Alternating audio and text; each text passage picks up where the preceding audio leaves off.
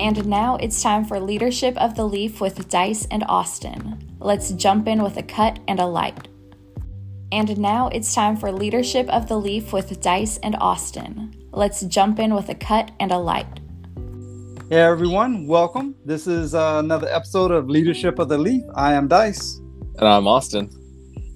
And in this episode, we got a cigar segment. We're going to be talking about different types of humidors. And on our leadership segment, it is how to conflict resolutions. Yeah. So how to end that fight if either you are in the fight or acting as more of a mediator between two people. But first, I think the humidor is very interesting because to start this show every time we start this show, I have to go to my humidor and pull out my cigar, which I'm currently smoking is a Fat Betty, which is tasty and delicious because it's one of Deadwood Tobacco's 3 sweet bitches, and she is oh so sweet. Fat Bottom Betty. All right. What are you pairing that with? That's kind of just as important, right? Yeah, I'm actually pairing that with a mojito. So the crispness of the lime and the club soda and the rum, it just kind of pairs pretty well. It's got a little bit of hint of sweet for that simple syrup, so it's pairing pretty well. I'm going to assume, as I always do, that you have some sort of Hennessy over there. That is a true story for our listeners. This is actually our halfway point. We made it a half a year so far. So celebrate just a little bit. I broke open a bottle of Hennessy XO. Ooh, XO. Yeah. Pair that with one of the cigars you smoked on the first episode, which was the Jacob's Ladder by Southern Draw. That is a great cigar. That's actually one of the first cigars that you and me had, I think, together since you moved to Vegas. Yeah, that's a true story. True story. Before we get started too much in the show, I just want to give a shout out to a few people that listen. San Juan, Puerto Rico. Shout out to everyone that listens there. And Lower Saxony, Germany. Can you believe that? We got listeners in Germany. Germany. Yes. Man, cool. That is awesome. We love all of our listeners here on Leadership of the Leaf. Please keep listening. Please keep hitting that like and subscribe button and keep following all of our stuff for all that wonderful up-to-date action. Humidors. There's so many different types of humidors out there. Well, I guess we can start with the small ones that hold 25 or less. Yeah. So we're talking like a jar humidor. Yeah, like the old school jar that you would just sit on a countertop. It normally has cedar somewhere. Yeah, there's usually a Spanish cedar bottom on that one. I'm not a super huge fan of jars, humidors, and the reason is, now they're okay for if you're just starting out or whatever, but I'm not a huge fan of them because they force you to store your cigars usually foot down, and if you drop them in there because your hand is too big, like you're trying to fit in a Pringles can or something like that, you end up kind of having to just lightly drop your cigars in the bottom of this humidor. And what I don't like about it is that sometimes that causes the foot to crack down there, and so that kind of bugs me about these jar humidors. I mean, they're great, they're nice, they're wonderful they give out a kind of cool aesthetic, but it's also very hard to determine what I'm pulling out when I go to pull one of those out. I have to do the Pringles can and slide them halfway out to pick the one that I want and then slide the rest of them back in. Yes, I know exactly what you're talking about. I'm not a huge fan of them. They're very decorative, and actually could be a good talking piece if you have one in a smoke room or something in your house. Other than that, I'm not a huge fan. Yeah, but see, for me, if I'm going to use it as a talking piece, I'd rather have a glass top wooden humidor. Which is what they're nice. They're super nice. You get to display them all out. Everyone gets to see what kind of brands you smoke. And those are nice too. Yeah, the humidor you're describing is to kind of catch all. It would be a display humidor, which is kind of like the one that you would have angles, so they kind of rest at a angle, so you can kind of see them all lined up perfectly. Yeah, like if you're looking at like in a cigar brick and mortar shop or something like that. For me, like those display humidors. When I think of display humidors, I think of those big cabinets that have they hold like 1,000 or 750 type cigars, and you can put boxes up and display, and you got a whole like smoke room in your house, and it's just like a big old cabinet. To use a fancy term of armoire. It's like kind of like that, but that type of thing. Like the glass tops are nice. They kind of fall under that category of wooden humidors. Correct. Or desktop wooden. Yeah. The only thing I think the glass top humidors, I think they have a problem with is humidity loss around the glass. Around the glass. You got to keep them out of the sunlight, because if sunlight goes through the top, it kind of magnifies it, and it just speeds up the process of drying them out a whole lot faster. And you're right about the sealing issue. Yeah, and for those who want to know, you can use food silicone. Don't use just like or anything, because you'll get that cock taste in your cigars.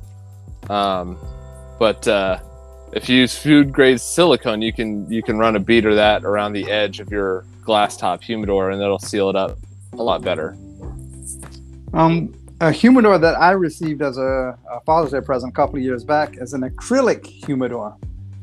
Now, I was a little skeptic, I'm not gonna lie, but it came with a cedar tray that I set the cigars on, and by all means, it was a phenomenal humidor. It's made by Boveda, and I have no complaints of this at all. The aesthetics is clear. You can see everything through. You can see the Boveda pack sitting at the bottom. Yeah, so I've seen your acrylic humidor, and I would agree with you. I was a little bit skeptic when you showed it to me. I was like, man, this probably wouldn't be the greatest, but honestly, I think it works pretty well for you. It does. It falls in the same line as the glass top. You just got to be aware of sunlight, because again, sunlight can penetrate it almost immediately. But it has like little magnetic clips to hold the lid down for that proper pressure that you want from your humidor. Yeah, because without the wood to kind of like seal against itself, it's hard to get a good seal. Those work really well. I've seen a couple of bag humidors.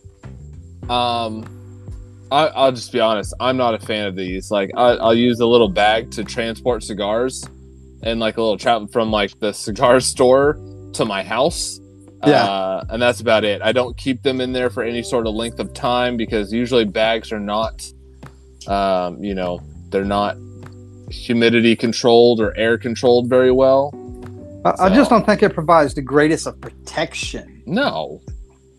Why are you gonna carry around like why are you gonna carry your cigars around in a bag? I get it. Again, if you're going from the brick and mortar to your home, great, got it, I understand that.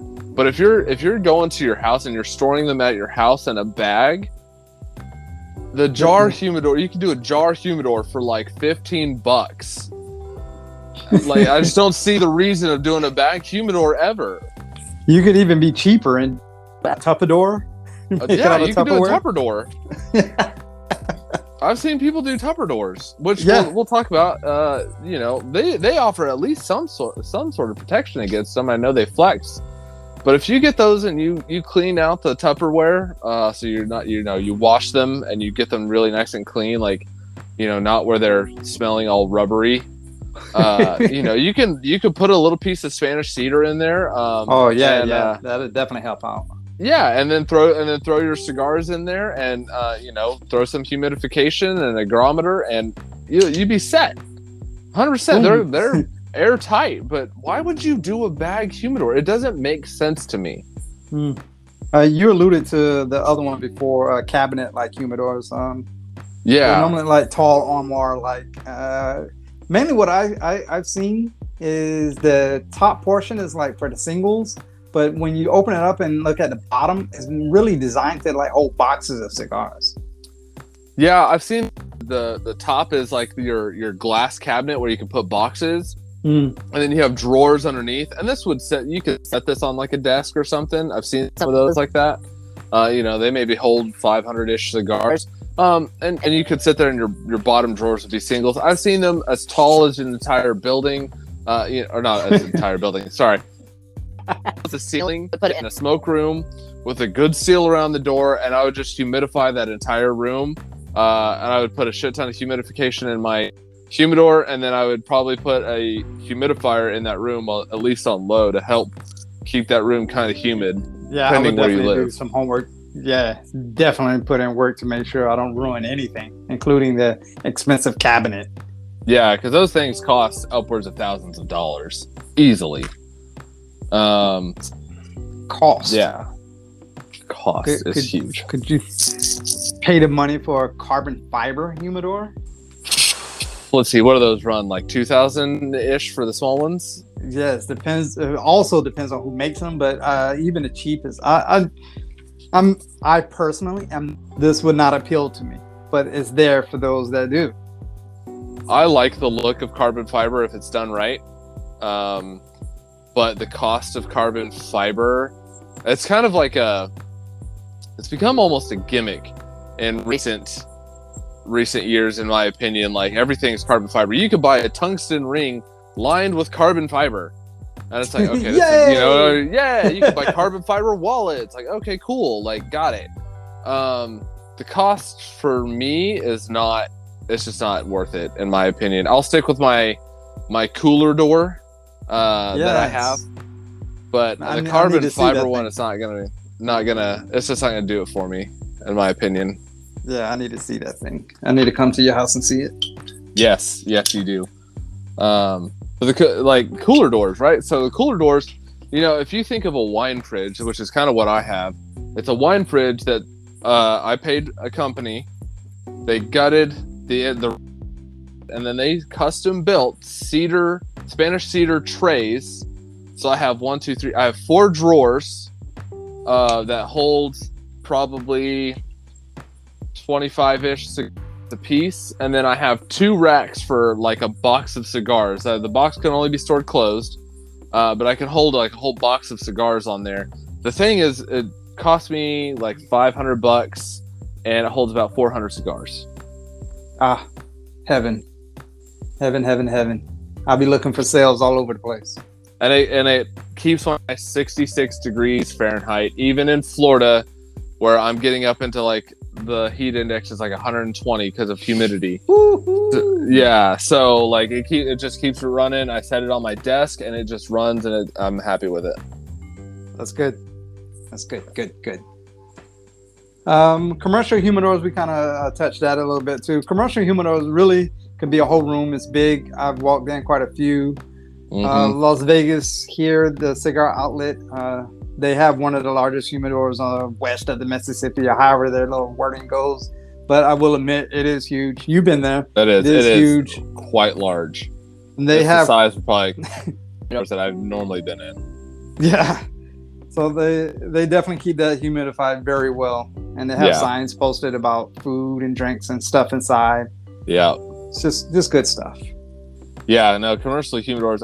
When I think of commercial humidors, I think of something like actually just being built into the house or to the building. Like you have a separate room that you're pumping humidity into, you're pumping air into, and it's just lined with Spanish cedars, cigars, and stuff like that. That's why I think of commercial humidors. Furniture humidors. Have you seen these things? I have seen one at Cigar. Yeah, a Cigar Warehouse. They had one kind of wrapped up at a price tag of like $500 or best offer, and I was so tempted. It was like a side table. I'd offer them $5 to see what they would say. What's the best offer you got today? How about that, sucker? That's interesting. See, like I would do that if I had my own smoke room, and again, if I pumped humidity in, but I mean, I think again, it's kind of almost like a gimmick thing, right? It's almost like, like James Bond driving his Aston Martin down the street, and he pushes a button, a couple of cigars pop out of the dash. Cool. Those cigars are not humidified in any way, shape, or form, and I bet they taste like ass. Unless somebody's like swapping them out right before he gets in the car. You know what I mean? Yeah. It's the same thing with furniture humidor. Those cigars are going to dry out and they're going to be just dust in the wind, to quote Kansas. Well, I've seen them, and I'm trying to build this little smokeasy in my backyard, and I thought about like coffee table humidor or whatever, because I've seen them too. I agree with you. I think it's a gimmick, like just a showpiece. Like right before you get company to come over, you run out to your room or whatever, throw a few cigars in there, and then like jump on the couch like nothing ever happened. Oh, hey guys, hey, you want a cigar? Check out my coffee table humidor here. It's amazing. They're really cool if you have a nice room in your house, like let's just say a basement, and you transform your basement with a really good seal around the door. You have a smoke eater in there, and you have a humidity control device in there, like a humidifier in there. They can last, and something like that, like a smoke eater and then a humidifier to keep a constant humidity. Sure, go for it, bud. But to me, again, I think it's just that TV shows like Pimp My Ride or whatever, you know what I mean? Like, it's like, oh, this is really cool, but in functionality, like, you would never use any of that crap driving down the damn road. I use a damn popcorn machine and they're fucking. Yeah, I was picturing just somebody like, hey, homie, I heard you got like popcorn up in your car. Let's go ahead and stop and watch a movie. Hook up some popcorn. What the fuck? The movie theater's gonna be pissed. Like, you need popcorn? Nah, fuck you. I got it in my back. What? Yeah, we digress. That's just silliness. Yeah, but that show was popular. Everybody liked that shit. I watched it at, like, when it was out. I'm not gonna give away my age, but I watched it when it was out.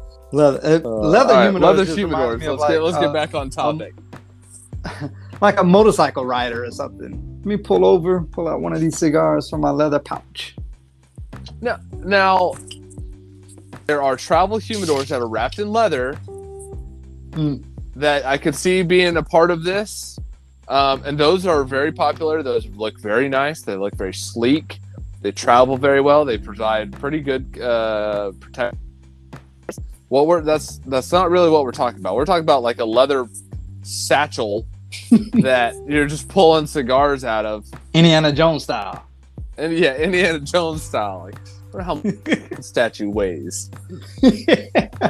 But since we talked about travel humidors is probably the last of the type of humidor that we really talk about.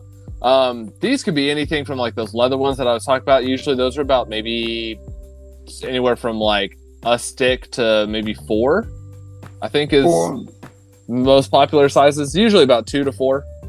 Well, no, because we have the hard case one. That's a travel humidor, and I'm talking about the leather style. Oh, the leather style. Okay, yeah, you're right about that. I thought we was jumping on travel. Travel, yeah. But the leather ones, the coolest leather one I've seen, whatever, is by Davidoff. The coolest leather cigar humidor that I've seen travel was by Davidoff. Yeah. Like just browsing their website. It looks cool. It was also Winston Churchill late hour version. Oh shit. But I can't pay that price tag for something that I know I would not use. Yeah. I mean, I feel you. Then you have those are really hard cases like you and me have, which are super nice because they'll hold like, depending on the size of the sticks, I think I packed about 6 sticks in my humidor before. And they traveled well. They provide a heck of a lot of protection for my cigars, especially how I was flying. And everything arrived there just fine. Nothing was damaged. Nothing was broke, bent. Nothing. So they're super nice. Who was at that one place, and the guy actually he commented on our humidor. He was like, "Oh, those are pretty cool." Yeah. To each his own. Was that at Whiskey Row or whatever? Yeah, I can't remember the name. It was a whiskey bar. Yeah, it was the one. The one where they couldn't make a damn save their lives. Old fashioned, yeah. We got like 2 or 3 different versions of an old fashioned. Fuck yeah, it was bad. Doesn't matter. What you want me to do with these? I don't turn them into old fashions. I don't care what you do. I don't give a fuck. You can drink if I like it. Yeah. Why don't you have your manager sample them and tell me that that's the kind of shit that you should serve to a customer? Get out. What do you want me to do with these? I don't give a fuck. But no matter what humidor you have, you should do the dollar test. Oh, yes. Have you done the dollar test? Well, you got a cooler door, so yeah. Cool. And the dollar test, how I'm going to explain it, you probably can recap to give more insight, is you take a dollar bill, you close the dollar bill halfway in your humidor, and then you tug on that dollar bill. Gently. Either A, you're going to start pulling your humidor, or you start pulling the dollar out of the humidor, or you start to like almost tear or damage the dollar. You don't want that dollar easily just to be pulled out. No, because what that shows is that air is getting in and out of your humidor, which lowers your relative humidity and does not promote good cigar keeping. And it could also ruin your taste. Unlike the first third of your cigar there, sir. What flavor profile are you getting? Sweetness. Getting like a vanilla taste. I almost want to say honey. It's definitely sweet, but it's a fat bottom Betty. Expect it to be sweet. Well, if I had to pick some flavor profiles here, and by all means, I'm pretty sure other people get different things, but I'm getting like a leather mixed with cocoa powder, and in the very back, I can get pepper. I know pepper's coming. I can taste it.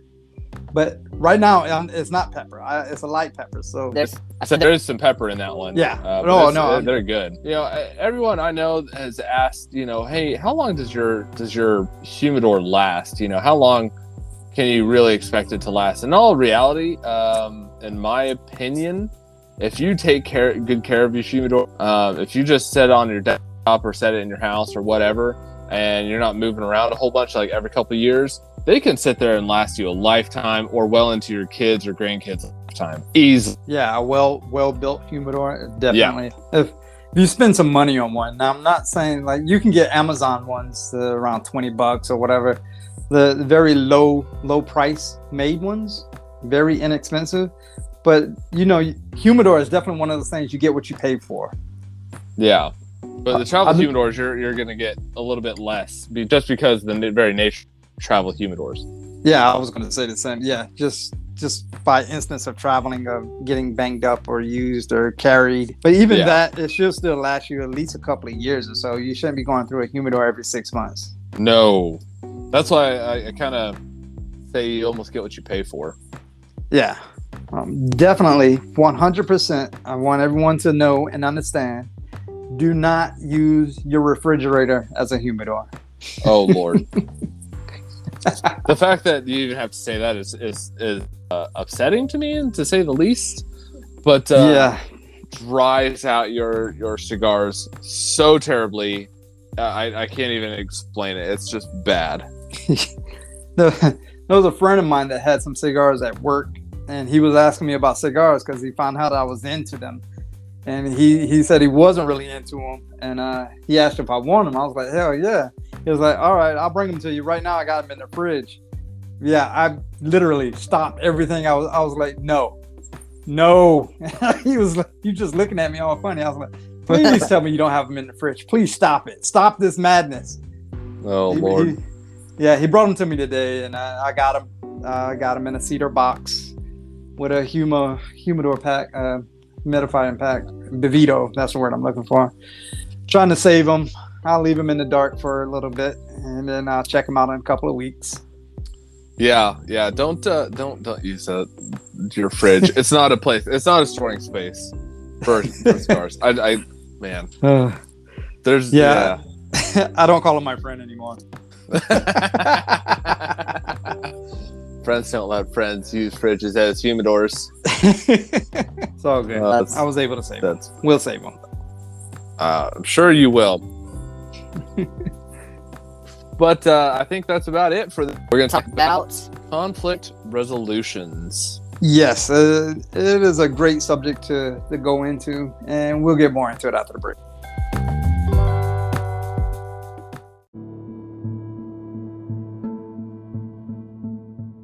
Hey, Austin.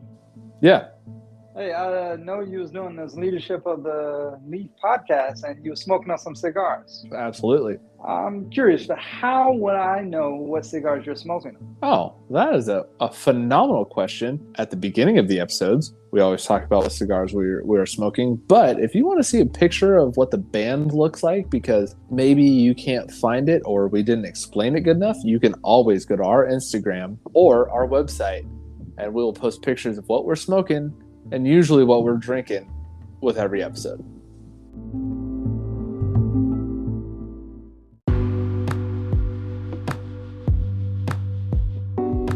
And welcome back to Leadership of the Leaf. So we talked about humidors in our first cigar segment. Yeah, now we're going to get into there's a lot of them. But now we're going to get into our leadership segment, which is conflict resolution. I think this is a kind of tough one for people in general, not just leaders, just people in general. I would agree with that. Everywhere I go, it seems like somebody's always mad at somebody else or something. I don't know what it is, but usually I can kind of try to figure out what they're mad about by using some active listening. Yeah, active listening is almost a lost art because everybody wants to tell their side of the story no matter what. Yeah, active listening is not a lot of people. What I notice, and I notice myself getting into this sometimes if I'm not careful, is they're waiting for their turn to respond. They're not listening to you and what you're saying. They're just waiting for their turn to tell you what they feel. They don't care if you said the sky is blue. They're like, yeah, I know, and I told you that the sky is already fucking blue. You're like, I just said that. Yeah, start listening to me. The best advice I can give as to become an active listener is use like a salesman like attitude approach to everything, because you're listening to the person that wants to buy the car, and then you're going to use what they said in order to actively motivate them to buy that car. So if they're like, I have a large family of 4, oh, this is perfect for a large family of like at least 3 or 4. So it's really taking on board of what they're saying. It's actively listening to what the other person has to say. Right. And then taking that second or two to actually digest what they just told you.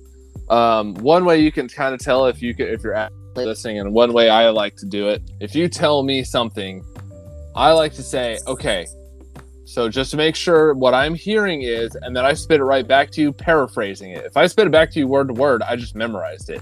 That doesn't mean I digested it. But if I could paraphrase and give you the gist of what you were saying, that shows you that I'm listening to what you are. Yes, exactly. One part that also let the person actually explain themselves. Don't cut them off.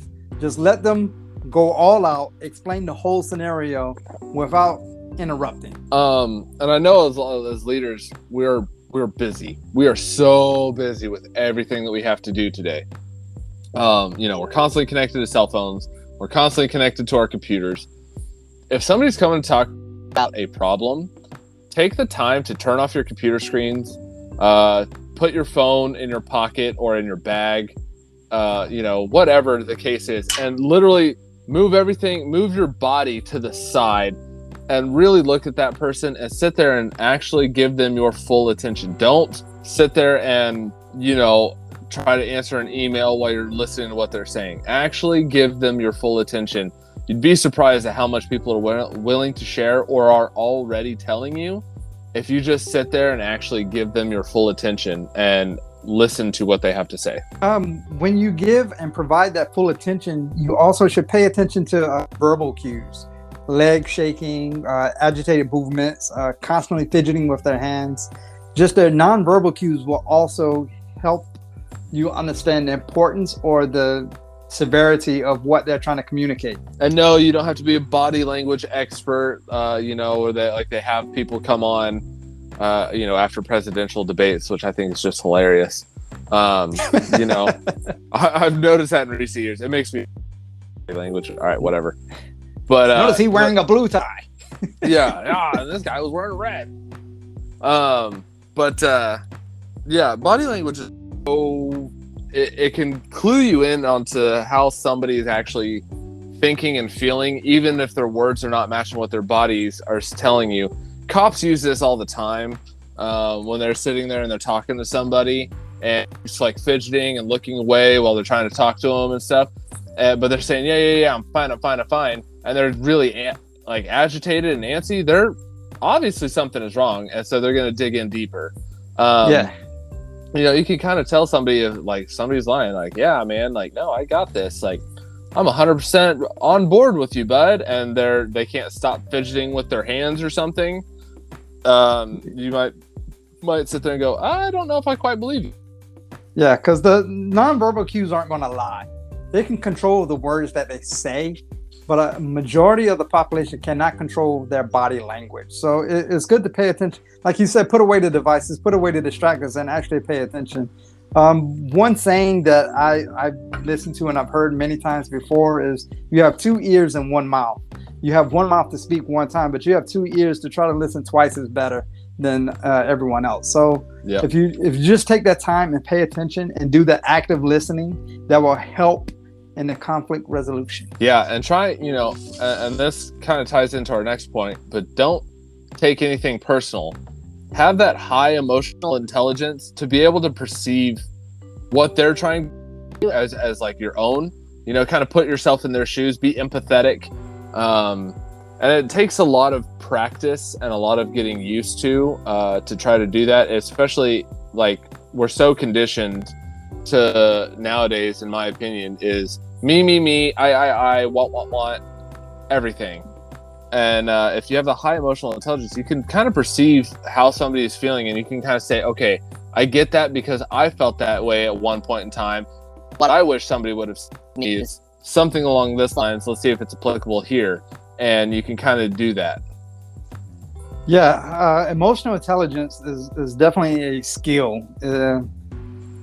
When it helps prevent the situation from escalating, if you have a skilled emotional intelligence about you, it takes time to develop it over time, because exactly what you just said is the me, the I just want to move on from this problem. So you actively listen to apply your emotional intelligence to give that advice of, have you ever thought about putting yourself in their shoes? Right. Somebody may not be willing, not realize. Everybody is so inwardly focused. A lot of people are inwardly focused. So they always say, well, this is somebody else before, or that'll never happen to me. And then something along those lines happens. And you're like, dude, I went through this 2 weeks ago. Or, hey, man, do you realize that Jimmy down the hall already went through this? Like, gone through it now, but did you think that it could be you next? Oh, that'll never happen. And then it happens. And you're like, oh, look at that, motherfucker. Yeah, it's actually trying to get the other person to have a willingness to. The emotional intelligence of it is actually showing a willingness to compromise or collaborate.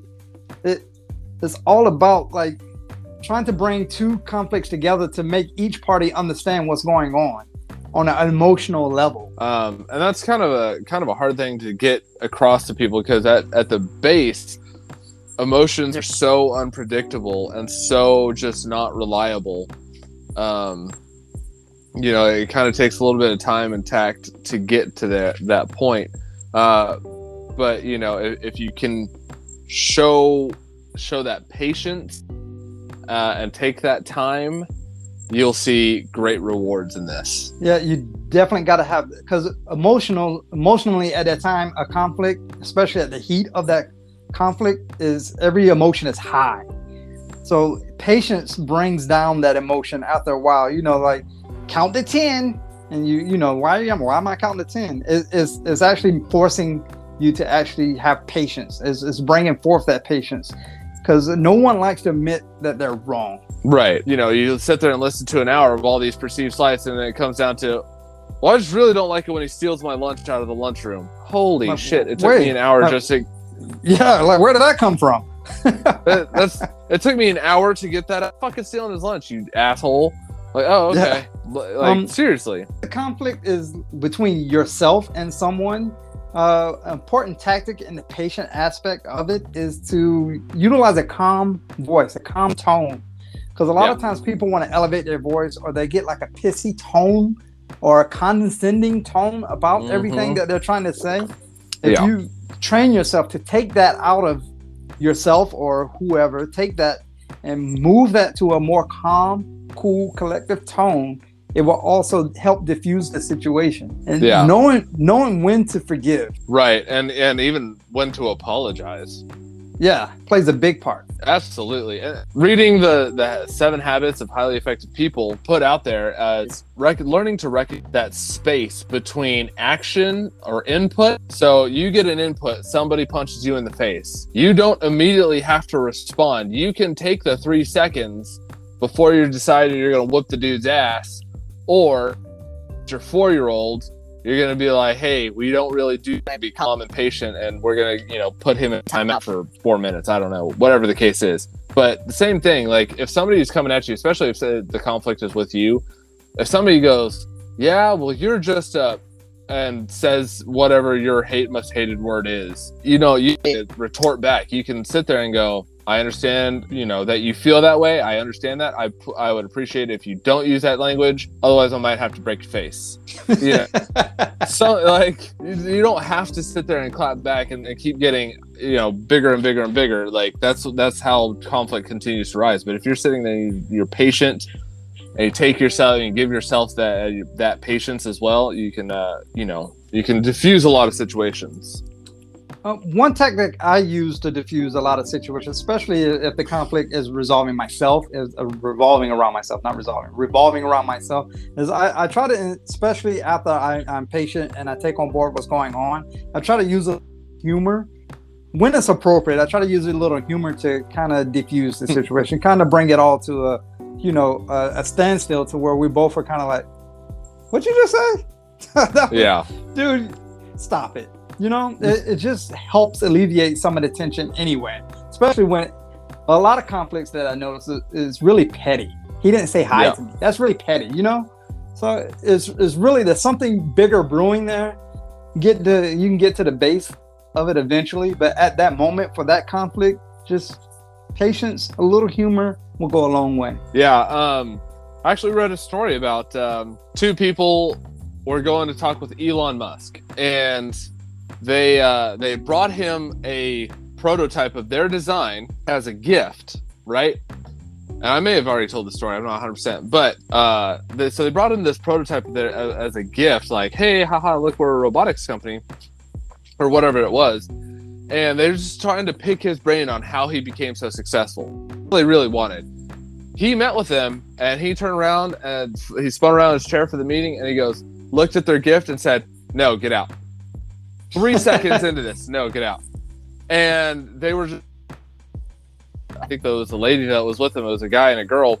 The lady that was with him was like, just started laughing, and it took Elon Musk by like surprise. It was kind of like, huh? And she goes, "Oh, you think we're here to pitch you something? If we're just trying to talk to you about something else." And he like kind of started laughing and was like, "Oh, okay, I completely misread that whole situation." And she just kind of like diffused the whole thing a little bit and being like, hey, like, got it, understand, we know how this looks, but that's not the case. And he was like, oh, okay. And then they had like a 4-hour meeting or something, and I was like, all right, now, see, like that, you kind of use the humor to diffuse the situation and kind of put somebody else, I don't want to say back on their heels, but like kind of be like, oh, did I misread this situation? It's actually a small act of enforcing a patience in there. It's that count to 10 method, but you're using humor to kind of like throw their already diffused, like, I don't want to talk to you, act out of the window, and they're like, oh, all right, this is funny. All right, let's move forward. Yeah, exactly. And it kind of shows that you can come to a common ground. Yeah. Before we move forward, because I don't want to get too far, because I know you have to be in your second third by now. Oh yeah, I'm well into my second third. Getting notes of like wood and a little bit of cinnamon on there now. Yeah, it's coming out. It's very good. Yeah, that major amount of sweetness is kind of tapered away. You described it as cinnamon. I believe I described it as almost like a ginger snap. Yeah, I could taste that. I could see where you get that. Mine, the reason why I stopped because I was getting into the pepper. That's why I wanted to make a note of the second, third. I got into the pepper. It's still not a strong, overpowering pepper like a pepper bomb where I was like, Nope. oh, I hate this. It's actually a good marriage of the pepper and dark chocolate. It's really good. It had a cedar sleeve on it, so I can taste the cedar creeping in. I'm not there for the cedar, but I know it's coming because I can get a swirl of it in the back. Yeah. I think Jacob's Ladder is probably one of my favorite cigars. All right, I can definitely understand why. All right, but let's continue. Yeah, one thing I noticed, actually being in a leadership position, and I never understood really why because I didn't quite understand my role in certain situations. But there's been so many times people have come to me with a conflict, and the reason why they came to me is because I always try my best. I'm not going to say I do it all the time, but I try my best to remain impartial because they knew I wasn't going to just jump on sides just for the sake of, oh, that's your buddy, I know you're going to take his side. That never was an approach to me. So I try to remain impartial, even to this day, with my wife, with the kid, with work, with whatever. I try to remain impartial. Yeah, and that's kind of a big thing because it shows that you're fair, and you're not just sitting there. You're using that skill of active listening. You know, hey, look. So from what I understand, this is your side. Am I correct in that? Yeah. All right. This is your side. Am I correct in that? Yes. Okay. Here's what I think. And if you're impartial and you know not taking sides one over the other, then it's very easy to kind of just navigate those turbulent waters, so to speak. Yeah, because a lot of times some people just don't like each other. That's fine. You still got to resolve the conflict. The thing is you don't want to take someone's characteristic, their personality or whatever into play when resolving a conflict. You want to look at the conflict at hand. I don't care he doesn't like blue. I don't care he doesn't like red. We need to come together and we both are going to like purple eventually. Right. You know, it's taking the personal effect out of the conflict. You know, you don't want to point fingers. You don't need to sit there and point fingers out John hit Sally or whatever the case is. Okay, fine. Johnny did wrong. Got it. I don't need to be impartial about that. You did wrong. But if it's, hey, Johnny hit Sally and Sally kicked Johnny in the balls, he pulled Sally's hair. Okay, now I got to sit there and be like, all right, look, we got a bigger conflict here. Yes. So you got to make sure you don't point the fingers, but you should also make sure that you prioritize the importance of conflicts. Is saying, hey, this person ate my lunch. Okay, got it. That's a relatively low priority conflict to me versus, hey, this dude stole my sale and now I'm not going to get my commission out of it because I did all the legwork and then he went and sold them the paper or whatever the thing is, and now I don't get, now I'm not going to get my commission. And you go, oh, okay. It's important versus urgent. So your scenario of Sally and what was the other guy's name that Johnny was fighting? Sally and Johnny was fighting. The urgent part is to stop them from fighting right there on the spot. That's urgent. Right. You don't want anybody fighting. Yeah. But the important conflict of it is to get those two on level ground to where they will not fight again. So the urgent part is to stop the fight immediately because that's what we need to do. And then the important part is to come back later and figure out what is the bigger problem for that whole situation. You got to look at the bigger picture. Right. Whatever their reasons may be, but that is what needs to be resolved. That is the main focus of the resolution that will need to be resolved. I mean, back in the day, back when we had kings, people used to go king, and they knew that because he was so far removed from the situation that he would give a fair verdict. It's the same reason we have judges nowadays. Yes, uncorrupt judges. One thing I know focus on conflict is try to maintain some source of positivity. Hey, you're both very hard workers. Hey, you're both the top. Whatever the case is, whatever the positive aspect is, try to. I get it. But if you can try to get them to be, if you come in with some sort of negative attitude, then it's just gonna. Yeah, the conflicts or a slight roadblock or whatever. You have to kind of piece together what part makes each of them happy.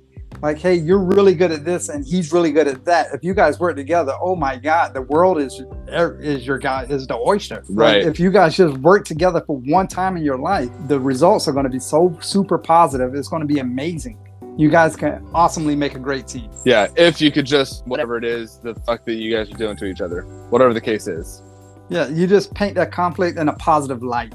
It's difficult to do, but with some practice, I think anyone can do it. I think so. I think to me, the other key is to not be bubbly, not be over positive, like overly positive, because then everybody hates you and nobody wants to listen to what the fuck you have to say. If you just come in sunshine and rainbow, they're gonna be like, shut the fuck up, get the fuck out. I don't care about you anymore. Like, you know what I mean? Like, oh, we're all together in this. We're a family. No, the fuck, we're not a family. We're a team. And your teammates are having a fight right now. Yeah, I think that family aspect is overused. I think it's like an 80s thing. Oh, yeah. Because a lot of people try to throw that like, oh, we're one big family and we need to work together as such. No, I'm sorry. No, it doesn't work that way. It takes a long time for someone to be integrated as part of, especially for me, to be part of my family. There's no way someone's just going to come up and be like, oh, hey, Uncle Dice. No, that's not going to happen, sir. That's not a thing. No, if that's the way you want to go and your whole team is on board with that, by all means, if that's your tactic, move forward with it. But I give you a tale of caution with that, because there's so often family will let you down. Oh, yeah. First started my career, I had a leader and he would say, you know, we've others, in the end, we all love each other at the end of the day. Happy family here. And I was like, no, we're not. Like, I hate that motherfucker, or that motherfucker hates me, or that guy hates that guy, or whatever the case was. Like, none of us went away going, yeah, we're a happy family. Like, no, it was like, that's stupid as all get out. Yeah. There was one conflict I know I had when I was in the Panhandle. And it was myself and a really good, I would call him a really good friend of mine. And at the time, he was just having a shit day. Everything was like against him. And I came over and asked a question, and he blew up at me. And I'm like, man, I often look at you as family. We was this close. Like, I would say we were family. And he's walking away angry. And I was like, hey, wait, man. Hey, I love you. And he stopped. And he turned back. He was like, man, I love you too. And then it just kind of got squashed from that point on, because he realized that whatever I was asking him, I wasn't part of the conflict that he was having. I'm an outside entity, and he was taking it out on me. So he was able to, diffuse his inner conflict by realizing that, hey, I'm not the one that he's conflicting with. Right. And that happens. I mean, if you have that and you have those relationships in your work, great. But they take in my experience, they take a long time to develop. Yeah, it's a complete trust issue when it comes to trying to treat someone like they're your family, especially in a working environment. It's a dangerous tightrope, but I mean, you want your circle of bosses, you want your ride or die with you. And the only people I would include in that circle of bosses is someone that I would all count as family. Yeah. In the inner circle. Now, in the outer circle, I would have pawns and people in place that I instill a certain amount of trust in. But if you're in that my inner circle of bosses, I would consider you family.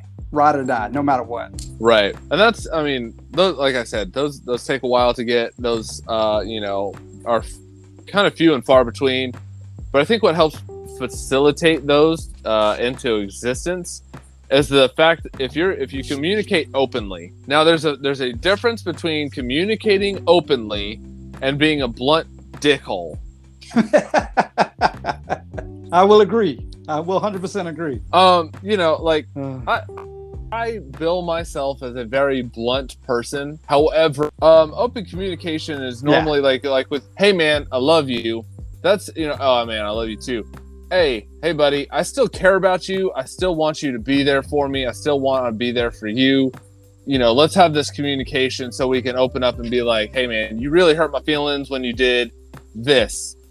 We've had that communication when working for you, and I messed up. And you're like, and you would dress me up one side, down the other. And then that night we went out and hung out together, and you're like, you okay? We good? And I was like, yeah, I'm good. Like, I fucking deserved it. But, I didn't appreciate it when you said this because here's the situation. And, and you're like, oh, got it. I understand why you don't like that. I won't do that anymore. Like, all right, cool. Thanks. That's that open communication that we had.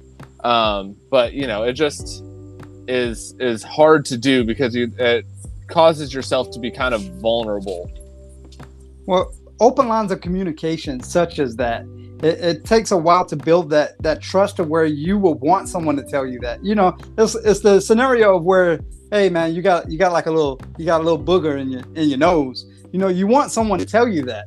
If someone's not willing to like tell you that, then it's not really an open line of communication, and that person's not looking out for the best interest of the team. You want to foster that open line of communication because that's just going to help build healthy relationships throughout the whole team, throughout this whole process. Especially if you're going to be working with someone for a while, or you're trying to build a team that's going to achieve great things in you want to be able to have open lines of communication. And because there's so many times I see leaders that just don't want to listen and they shoot everyone down that's around them. Like, I'm the leader, I'm the boss of this. I don't want to listen. But you want to have that open line of communication. If not, it's not a healthy relationship. It's not a healthy team, and you're really just going to run in circles. I'm currently part of a team. Like, I'm not the leader of the team. I'm just a part of the team. I've been in a leadership role before. But what I do is I try to talk to my teammates, and I'm like, hey man, you messed up, and here's how you messed up, and boom, boom, boom, boom, boom. What can I work on? What can I do better? I want you to tell me, because if I don't know that there's a problem, then I can't fix it. If I use the wrong font or something on the sheet, then I can't fix it. So I didn't realize, but if they're like, hey man, you forgot to close out this report. Fuck. That's like communication. You're not like digging in their ass. It helps to eliminate you fostering resentment or them fostering resentment towards you. If you get all your problems out in the open, then they can't just sit there and fester and like you. Yeah. Without that open line of communication, what could happen is the people start talking behind your back. Like, he thinks he's so better than everyone because he always closes out his reports. Then he calls me out when I don't close mine.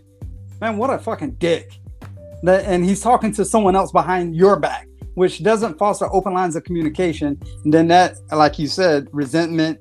And then if more than one or two people are starting to get the same feeling, now you have a team that's talking behind your back that's not willing to help out the team as a whole. And you kind of have fractions within your group. Yeah, you get cliques, and that's how you get work spaces to be very cliquey. The clicks of each person or whatever the case is, and that's just not what you want, because that does not really help you get anything accomplished. Correct, because the whole point of a leader is to get a team or a group together to all achieve the same common goal. Right. That's the big thing that we want. We want to make sure we resolve any of these conflicts to move forward and produce whatever we got to produce, whatever that is. If it's producing widgets, if it's producing reports, that's what you got to do. I think we pretty much nailed it. Yeah. Quick little rundown. Conflict resolution, active listening, emotional intelligence, have patience, make sure you maintain impartiality, have a positive attitude towards the conflict resolution, and open communication, which I think open communication is kind of like a foundation for all of the above. So yeah, I think we got it. Use that humor. Everybody feels better after a laugh. And everything doesn't seem so dark and gloomy and gray, and the world is ending after you laugh at something. Also, have the fortitude to laugh at yourself from time to time too. Everybody's not perfect, right? Yeah, nobody is perfect. I'm sure you could, if you think you're perfect, if you think you're somebody, go order somebody else's dog around and see how well that works out for you. Bet you it won't work for you, homie. Or go into their house and tell their wife to do something. It ain't gonna work for you, dude. I'm just saying. Hey, before we sign off, did you make it to your final third? I did. I'm definitely getting earth, wood, and a little bit of pepper. Oh yeah, I don't remember pepper, but by all means it could be there. I could have overlooked it. It's just a very small hint in the back. Cinnamon's kind of dwindled away, so now it's like more earthy, woody, just like a hint of like black pepper in the back. All right. What about you? Did you make your final third? I did, and the cedars really picked up. It's not overpowering cedar, so you actually enjoyed the cigar already, so I know you like it. Yes. So it's not overpowering with cedar. The sweetness is coming in more. I enjoyed it. It'd be nice to see where it falls on my scale at the end. Yes. For those of you who do not know or don't remember, we are doing our best, because some of these cigars that we've smoked are hard to come by. But we are trying to smoke every cigar that each other has had, and we're going to come up with a top 25 list at the end of the year. Well, some kind of top something. Top eight, We'll make something happen. We always do. Until next time. And we will catch you guys on the next one. Thank you for listening to Leadership of the Leaf. The comments and opinions expressed by the host and guests does not reflect the opinions of those that broadcast this show, nor does it reflect any of our affiliates.